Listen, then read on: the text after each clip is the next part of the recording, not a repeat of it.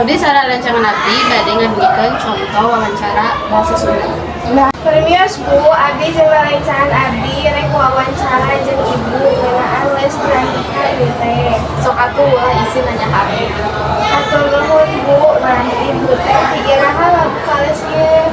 Oh abdi teh ngabuka les ieu ti tahun 2008 saya sih teh. Udah pernah ngajar sadacan kales? Pernah abdi pernah ngajar sadacan kales.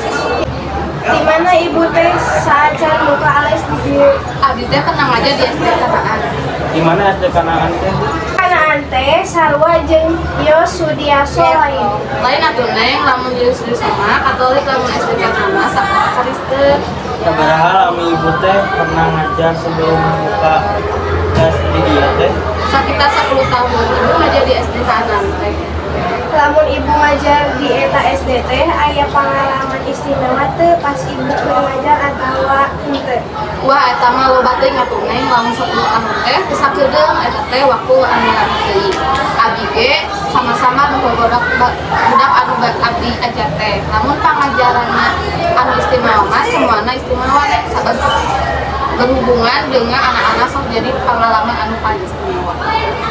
Kenalan ibu teh buka les pakai pelajaran?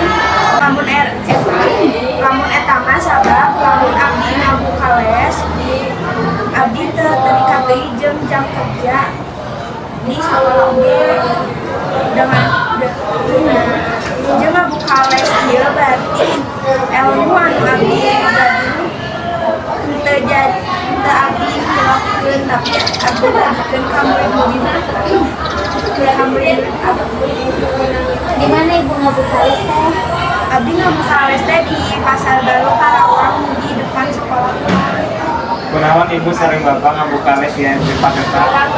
Ya sabar, di tempat eta teh strategis. Abdi ge gampang lamun pulang sekolah langsung ke tempat les tinggal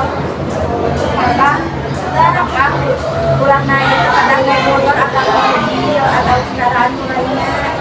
Kan kena capek, jadi ngabuka les ieu di les eta di tempat.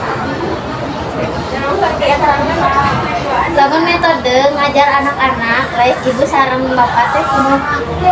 Ngikut kurikulum anu digunakan di sekolah. Pelajaran di tempat les teh mengacu jeung pelajaran sekolah. Maksudna teh sarua jeung pelajaran di sekolah. Sarua jeung anu diajarkeun di les.